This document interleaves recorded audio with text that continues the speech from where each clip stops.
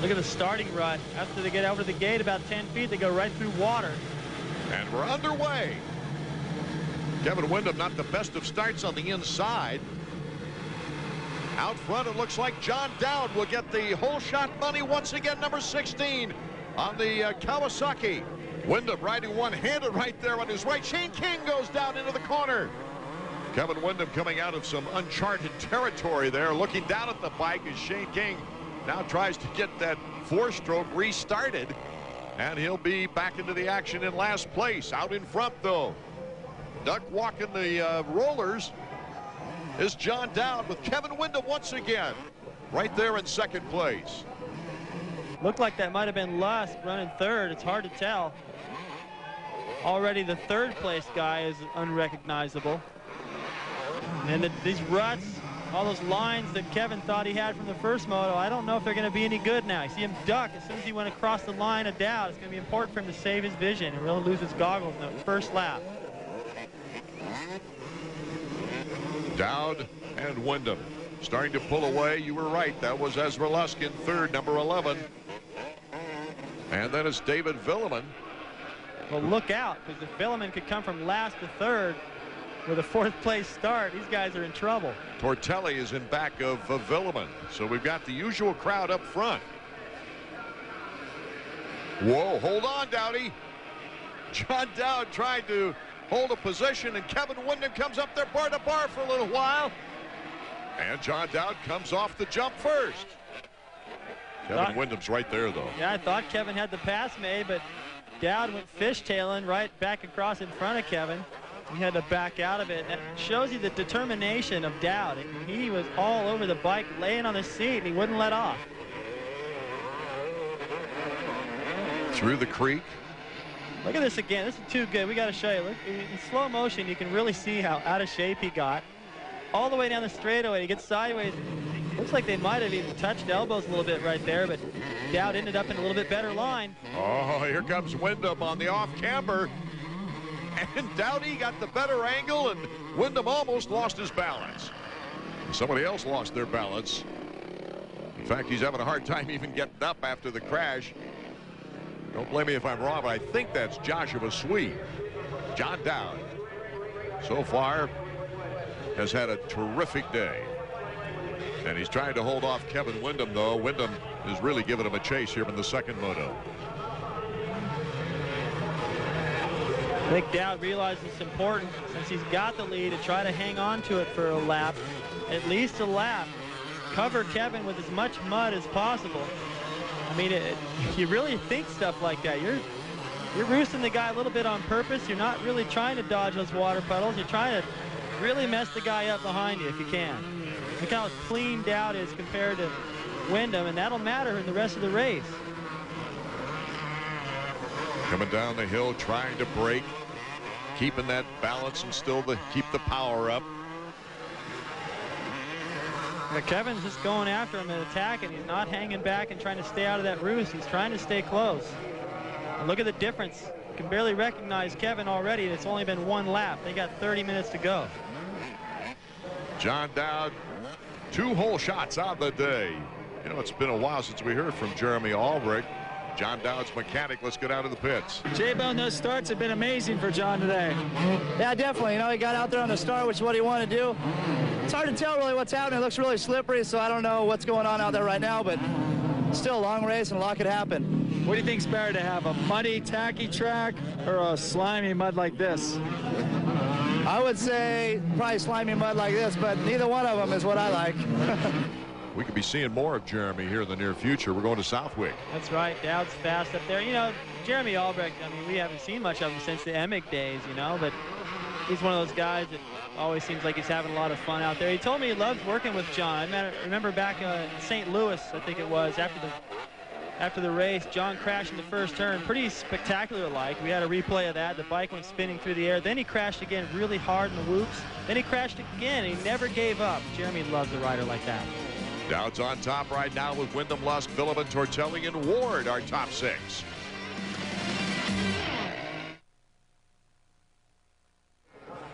It's the final event of the afternoon. John Dowd winning the first moto of the 250s, and this is the second moto of the 250s, number 16, with that clean plate out in front once again with Kevin Windham in second place.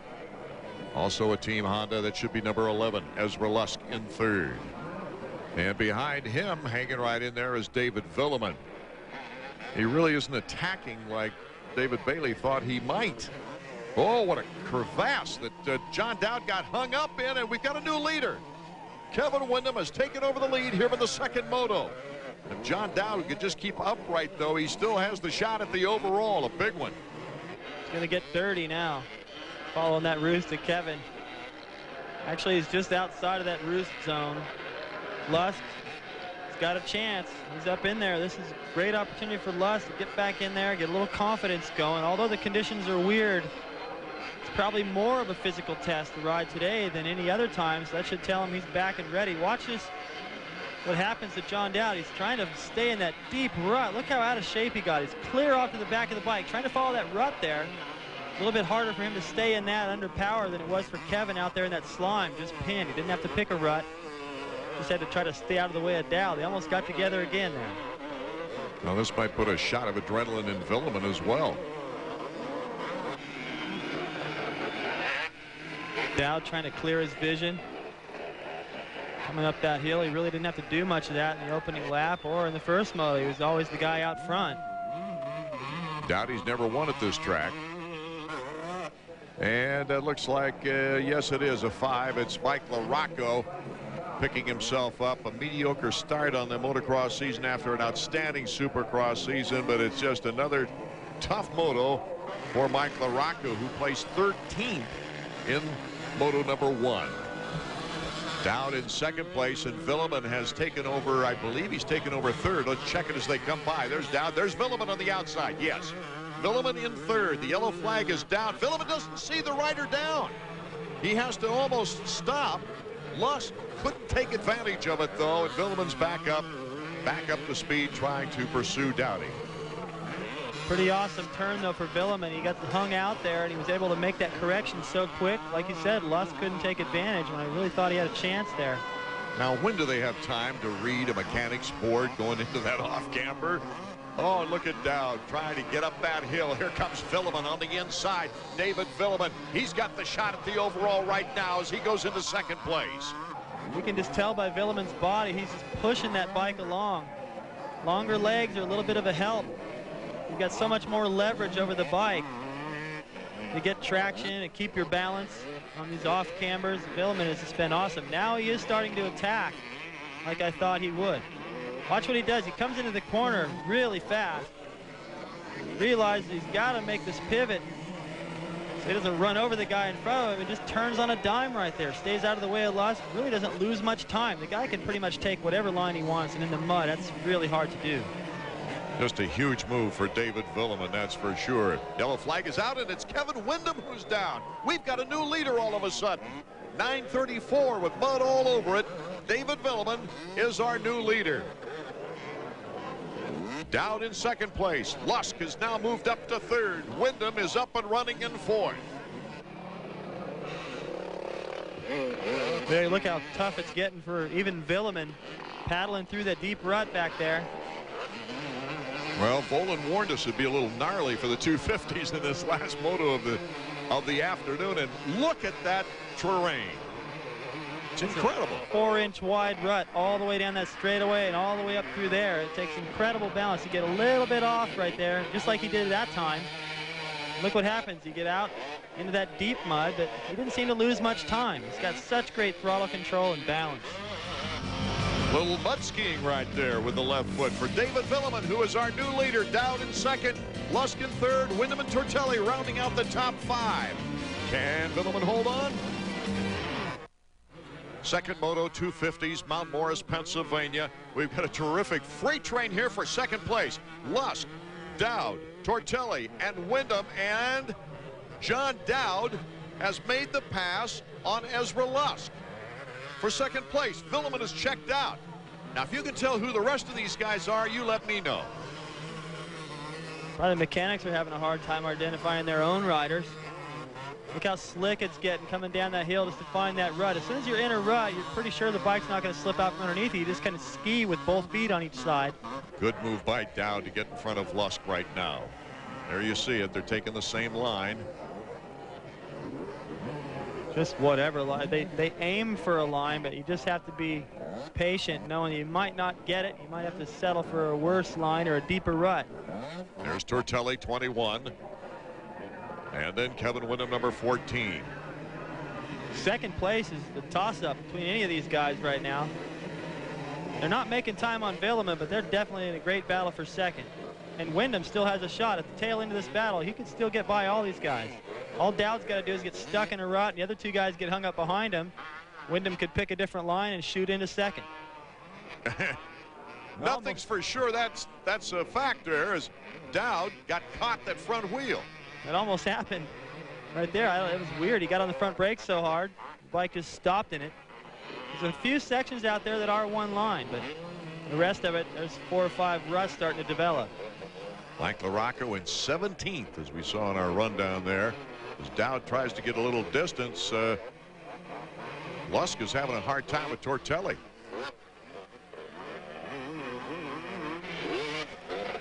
Now, how come Tortelli's shirt is so clean on the backside? I don't know. He's not sitting back on the seat? You know, usually when you let off, all that mud comes flying up off the rear tire and hits you in the back. Maybe he's just not letting off very much. That could be a very good point. Out in front, battling the muck, is David Villeman. And David, we have to go back to the comment you made earlier. Yeah, I was talking to Ryan Hughes. Ryan going back to ride the GPs this year, and he said, just watch Villeman. If it rains, that guy is so fast. And he has proven it right here today. He's just making all these guys racing for second look like amateurs. Look how much trouble they have going up that hill. Villeman's going up there on a wheelie. Here's Tortelli, and he is now in front of Lusk. There's Lusk number 11 as they try to weed their way through the lappers now. And Ricky Carmichael in 12th place in the first moto. More trouble here in the second. It's safe to say right now Ricky Carmichael will not be our points leader after Mount Morris. And more tough luck for the defending champion. Is that who that is? I think it's Albertine, yeah, number 1 right there. Going out there with no gloves, Art. That's impossible. At least with a little bit of material there, you can get some traction. It seems better for a moment, but bare hands, that's going to last about a lap. He's going to wish he had some gloves. I don't know if he has a choice right now, though. Is that our leader? I believe it is. He's going fast. It must be Villeman. What a great feeling it's got to be for Villeman now.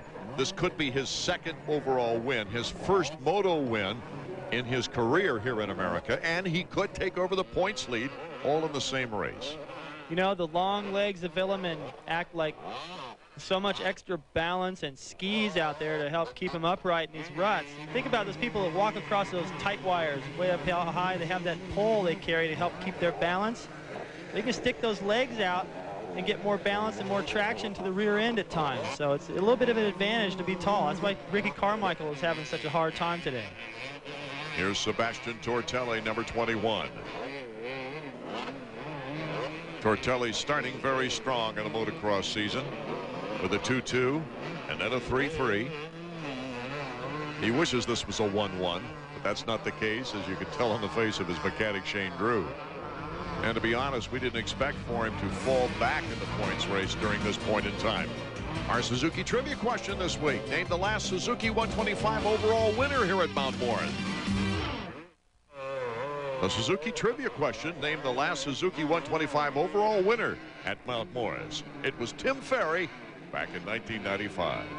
David Villeman is on his way to his second overall win in a row, but right here is Sebastian Tortelli, his fellow Frenchman, in second place.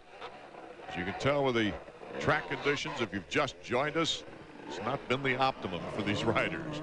No, it's been tough for the riders, tough for the spectators, but I'll tell you what, this is a spectacular facility, fan-friendly, and it's just too bad that Mother Nature picked this week to rain on this beautiful track. Now let's take a look at this week's Honda profile. Behind Sebastian Tortelli's motocross effort is his mechanic Shane Drew. If you think Drew's only job is to tune the bike, you'd be sadly mistaken. I think we're a mechanic, but I think sometimes we're also, a good friend and a coach and a dad and a boss if we have to be. And so I think the biggest thing, most important thing is he trusts what I do on the bike. While the riders spend hours training to meet Sunday's challenge, the mechanics spend just as many hours conditioning the bike. I spend about 15 hours a week on the chassis and about another 5 hours a week rebuilding the engine. Every week we split the engine down to every last nut and bolt, inspect the transmission parts, inspect everything, replace what's necessary. So we put in over 20 hours of work just on the motorcycle before we even get to the track. And then it all starts again. We're there Friday, Saturday, Sunday, fly home one whole day, home for a day and a half, fly back another whole day, and do it all again. What makes that workload worthwhile for all the tuners? It's the thrill of seeing their rider crossing the finish line first. Sebastian's out there riding. It's my baby, my bike out there. He's using my bike for the day is all it is. I let him ride it. So we kind of live our lives through the riders, I think, because I think all of us mechanics are just frustrated riders. If we could be racing, we would be. So we're not good enough. So this is the next best thing, but we all love it. Sometimes we put in 80, 90, 100 hours a week when we have to, and you have to love your job to do that. Shane Drew's rider right now, Tortelli in second place. The battle's on for third between number 11 and 14. Once again, Honda teammates Lusk and Wyndham. So it's 3 Hondas in a row after David Villeman in this race. Honda's second, third, and fourth, but David Villeman continues to give Yamaha their greatest year ever. Back in 1997, we had similar wet conditions here at Mount Morris, and we saw some incredible action. Number 6, Larry Ward, was leading the race with Damon Bradshaw on the chase. It was the final lap. The overall was at stake as they go through lake-like conditions. Larry Ward loses the lead right here. Bradshaw cutting to the inside goes on to win the Moto, winning his last national in a great motocross career. This victory tied him with Rick Johnson as the winningest rider in Mount Morris with 4 victories. That was truly an exciting moment for me to witness personally as we take a look at Kevin Wyndham, who's currently in 4th place. There's a new development in the pits. Let's go to Davey.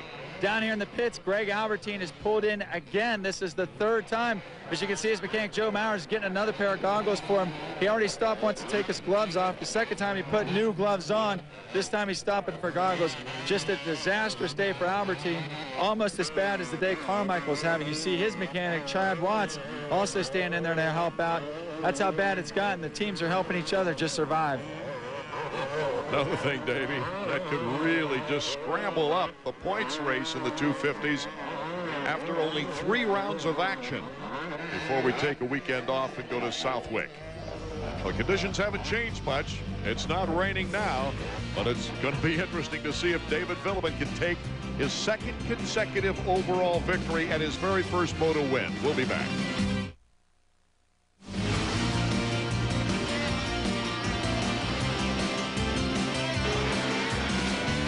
The Chevy Trucks AMA Motocross Series is brought to you by Chevrolet Trucks, the most dependable, longest-lasting trucks on the road.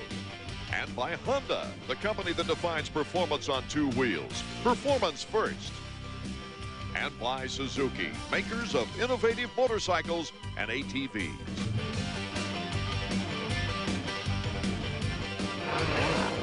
Welcome back to High Point Raceway for the Chevy Trucks AMA Motocross Series. It is the final lap for David Villeman. Just moments ago, Wyndham moved into 2nd. Tim Ferry of Chaparral Yamaha, who's been riding in 5th and 6th all day long, got in front of Lusk.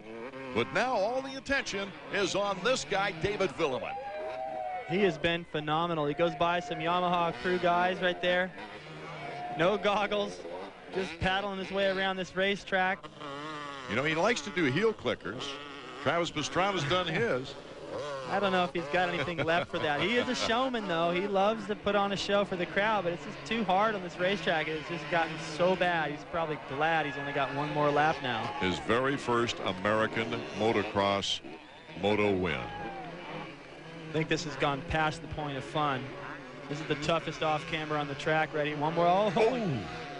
I think that lapped rider, he was trying to... Yeah, he's got to restart the engine, and luckily enough, he does it quickly. Well, at the bottom of the hill, Tortelli, he was running in third. He went down. He's already been passed by Ferry, Lusk, and Dowd. So with less than a half lap remaining in the race, Sebastian Tortelli drops all the way from third to sixth place. And meanwhile, his fellow Frenchman right here, David Villemin, is coasting toward the checkered flag, puts the fist in the air, cruises over the finish line. The checkers for David Villemin. The victory here in the second moto gives him the overall. Kevin Windham second in the moto. Ferry, Lusk, Dowd all moving up in front of Tortelli. What a development on the last lap for Tortelli. Let's go to Davey.